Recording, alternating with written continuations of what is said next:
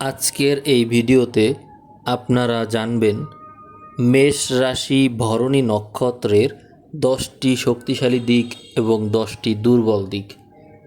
এই ভিডিওটি একটি অত্যন্ত জনপ্রিয় ভিডিও এবং অনেকেই এই ভিডিওতে অনেক সুন্দর রেসপন্স করেছে, অনেক কিছু জানতে পেরেছে এমনটি বলেছে। আপনারাও পারবেন। আসুন আমরা নিজেদের শক্তি এবং দুর্বলতা সম্বন্ধে জানি।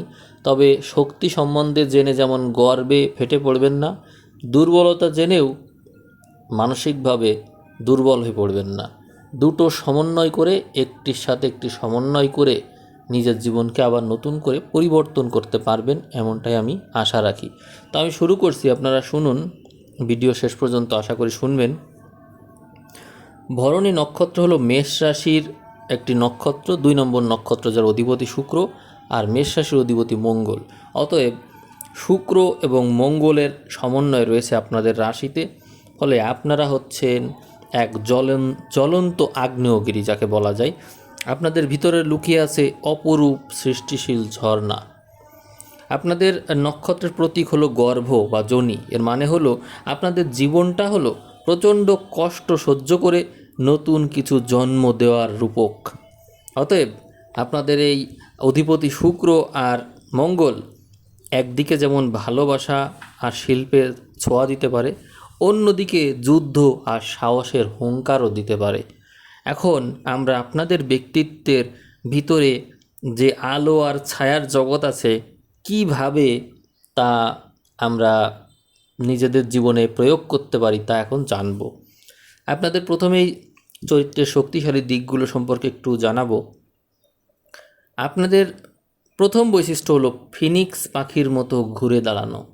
অর্থাৎ আপনারা যতবারই আছাড় খান না কেন, ছাই থেকে ফিনিক্স পাখির মতো আবার ডানা মেলে উঠে দাঁড়ান। যে কোনো কঠিন পরিস্থিতি সহ্য করার এক অবিশ্বাস্য প্রকৃতি আপনাদের মধ্যে রয়েছে। আপনাদের ইমিউনিটি এই ক্ষেত্রে খুবই ভালো। আপনাদের দ্বিতীয় শক্তিশালী দিক হলো আপনাদের রক্তেই আছে নেতৃত্ব। আপনারা পিছনের লাইনে দাঁড়িয়ে থাকার মানুষ নন, যে কোনো সংকটে বুক চিতিয়ে সবার সামনে এসে দাঁড়ান। মঙ্গলের এই তেজ আপনাদের এই সাহসের জ্বালানি জুগিয়ে থাকে। আপনাদের তৃতীয় শক্তিশালী দিক হলো শিল্প আর সৌন্দর্যের জাদুকর আপনারা। শুক্রের কৃপায় আপনাদের চোখ আর মন খুব নান্দনিক হয়ে থাকে। আপনারা শুধু যে স্বপ্ন দেখেন এমন কিন্তু না, সেই স্বপ্নকে বাস্তবে কীভাবে রূপ দিতে হয় এবং তার মধ্যে সৃজনশীল আইডিয়া কীভাবে প্রয়োগ করতে হয় তা আপনারা খুব ভালো করেই জানেন।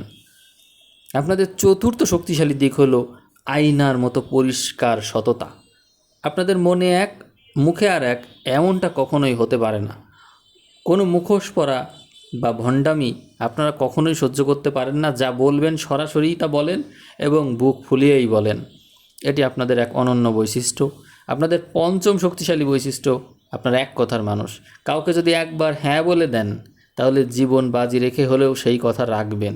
সম্পর্কের খাতিরে বা কর্মক্ষেত্রে আপনাদের চেয়ে বিশ্বস্ত সঙ্গী মেলা ভার। আপনাদের 6 নম্বর শক্তিশালী দিক হলো চৌম্বকীয় আকর্ষণ ক্ষমতা। আপনারা কোনো ঘরে ঢুকলে চারপাশের পরিবেশ এমনিতেই যেন একটু চাঙ্গা হয়ে ওঠে। আপনাদের চোখের ভাষা এবং ব্যক্তিত্বে এমন একটা টান থাকে যা মানুষকে সহজেই টানে। সপ্তম শক্তিশালী দিক হলো ন্যায়ের অতন্দ্র প্রহরী। যেহেতু এই নক্ষত্রের অধিপতি হলো যমরাজ, যিনি ন্যায়ের বিচারক, তাই সমাজে কোনো দুর্বল মানুষের উপর অত্যাচার হতে দেখলে আপনাদের রক্ত টকবক করে ফোটে। এটি আপনাদের মধ্যে অত্যন্ত শক্তিশালী একটা বৈশিষ্ট্য। এরপরে 9 নম্বর যে শক্তিশালী বৈশিষ্ট্য আছে সেটি হলো রকেট গতির সিদ্ধান্ত। অর্থাৎ আপনারা যখন সবাই ভাবতেই সময় পার করে দেয়, আপনারা কি করেন? আপনারা তখন সিদ্ধান্ত নিয়ে কাজ শুরু করে দেন। আপৎকালীন পরিস্থিতিতে আপনাদের মাথা খুব দ্রুত চলে, এই জন্য বলা হচ্ছে রকেটের গতির মতো সিদ্ধান্ত। আপনাদের নবম যে শক্তিশালী দিক সেটি হলো ভেতরের রূপান্তর। জীবনের বড় ধাক্কাগুলো আপনাদেরকে ভেঙে ফেলে না, বরং আরও নিখুঁত করে গড়ে তোলে। প্রতিটি ভুল থেকে শিক্ষা নিয়ে মানসিকভাবে আরও পরিণত হয়ে ওঠেন আপনারা। আর দশম এবং শক্তিশালী, সর্বশেষ শক্তিশালী যে দিক আপনাদের, সেটি হলো স্বাধীনতার ডানা। আপনাদের নিজেদেরকে যদি আমরা খাঁচায় বন্দি করে দিই, তাহলে সেটি আপনাকে পুরোপুরি ধ্বংস করে দেবে।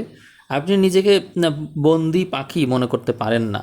নিজের শর্তে বাঁচা, নিজের পায়ে দাঁড়ানো, নিজের ভাগ্য নিজে লেখার যে এক তীব্র ক্ষুধা, এটিই আপনাকে তাড়িয়ে নিয়ে বেড়ায়।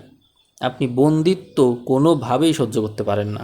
এখন আমরা জানব আপনার দুর্বলতা কি কি। ধৈর্যের সাগরে খরা, অর্থাৎ আপনার ডিকশনারিতে অপেক্ষা শব্দটা নেই বললেই চলে। এখনই বীজ বুনতে হবে এবং এখনই ফল চাই, এমন তাড়াহুড়ো করতে গিয়ে অনেক সময় পাকা ধান বন্যায় ভেসে যাওয়ার মতো অবস্থা হয়। আপনারা এরকম ব্যস্ততা করতে গিয়ে হওয়া কাজও পণ্ড করে দিতে পারেন। আপনারা যে কোনো মুহূর্তে কাজ ছেড়ে দিয়ে উঠে আসতে পারেন। পাহাড় সমান জেদ আপনাদের, আমি যেটা ধরেছি সেটাই ঠিক, এই একগুঁয়েমির কারণে আপনাদের অনেক সময় দেওয়ালের সাথে মাথাও খুঁটতে হয়। মাথা ঠুকতে হয় কেন? কারণ হচ্ছে অনেক সময় জেদের বসেই অনেক ভালো পরামর্শকে আপনারা মাঝে মাঝে উড়িয়ে দেন। তারপরে পরবর্তী যে 3 নাম্বার দুর্বলতা আছে, মুহূর্তেই জ্বলে ওঠা বারুদ। আপনাদের রাগ হলে খড়ের আগুনের মতো হুট করে জ্বলে ওঠেন, আর সেই আগুনের কাছে মানুষগুলো পুড়ে যায়। যদিও রাগ কমতে সময় লাগে না, কিন্তু ততক্ষণে যা ক্ষতি হওয়ার তা হয়ে গিয়েছে। আপনাদের চতুর্থ দুর্বলতা হলো কথার চাবুক, অর্থাৎ সত্য বলা ভালো, কিন্তু মাঝে মাঝে এত বেশি নিষ্ঠুর সত্য বলে ফেলেন যে সামনের মানুষের বুকটা ঝাঁঝরা হয়ে যায়।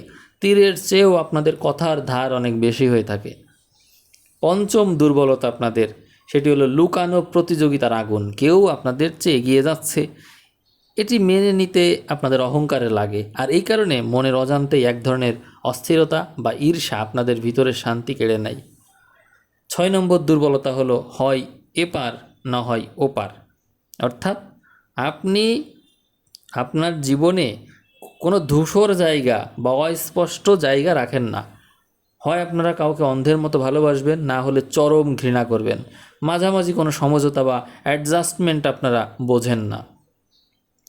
আপনাদের সপ্তম যে দুর্বলতা, সেটি হলো বিলাসিতার চোরাবালি, অর্থাৎ শুক্রের নেতিবাচক প্রভাবে অনেক সময় আধুনিক গ্যাজেট, দামি পোশাক বা আমোদ প্রমোদের মোহে অন্ধ হয়ে যান, এবং এটি আপনাদেরকে জীবনের মূল লক্ষ্য থেকে দূরে সরিয়ে দেয়।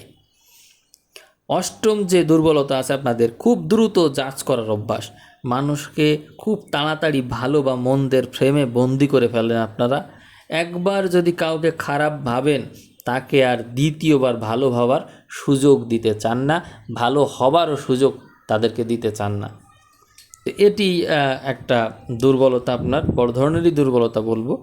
নবম যে দুর্বলতা আছে, সেটি হলো ভিতরের একাকিত্ব এবং ছটফটানি, অর্থাৎ বাইরে যতই শক্ত দেখান না কেন নিজেকে, জীবন যখন আপনাদের মনের মতো চলে না, তখন ভিতরে ভিতরে তীব্র মানসিক অবসাদ আর শূন্যতায় ভুগতে থাকেন আপনারা। এটি কিন্তু আপনার এক বিশেষ দুর্বলতা। আর সর্বশেষ যে দুর্বলতা, সেটি হলো আপনার পকেটে যেন ফুটো, মানে রাজকীয়ভাবে বাঁচতে গিয়ে আপনারা আপনাদের আয়ের হিসাবে দেখা যায় যে খরচের খাতাটাই বড় করে রেখেছেন। আয়ের চেয়ে ব্যয় আপনাদের বেশি হয়। কাল কি হবে সেটা ভেবে আজ রোজা রাখা আপনার স্বভাবের বাইরে। মানে আপনি রাজকীয়ভাবে বাঁচতে চাইবেন, যা হয় হবে, সেটি পরে দেখা যাবে। আমার এখন যেটি দরকার, এই মুহূর্তে দরকার, সেটি যত দামি হোক আমি ওটা নেবই, দাম হিসাব করার সময় নেই। তো এটি হচ্ছে আপনার সর্বশেষ দুর্বলতা ছিল। এখন আপনার কাজ হচ্ছে এই দুই বিষয়ের অ্যাডজাস্টমেন্ট করা, সমন্বয় করা, অর্থাৎ কোথায় কোথায় আপনার দুর্বলতাটা আছে তা খুঁজে বের করে সেটি সমাধান করা, এবং শক্তিশালী দিককে যদি না জেনে থাকেন কোনোটা, তো জানলেন, সেটিকে কাজে লাগানো। এইভাবেই কিন্তু জীবনে ভালো করা যেতে পারে। ভরণী নক্ষত্রের জীবনটা হলো আসলে একটা রোলার কোস্টার রাইড। আপনার ভেতরের এই অসীম শক্তি আর আবেগকে যদি একটু লাগাম দিতে পারেন, তবে আপনাকে আটকানোর সাধ্য কারোরই নেই। এই কথা মনে রাখবেন। ভিডিও কেমন লাগলো কমেন্ট করে জানাবেন, কতটা মিলল, সামনে আর এই ধরনের ভিডিও চান কি না সেটিও জানাতে পারেন। তো ভিডিও কেমন লাগলো নিজের মতামত জানিয়ে অবশ্যই কমেন্ট করবেন। সবাই ভালো থাকবেন, সবাইকে অসংখ্য ধন্যবাদ।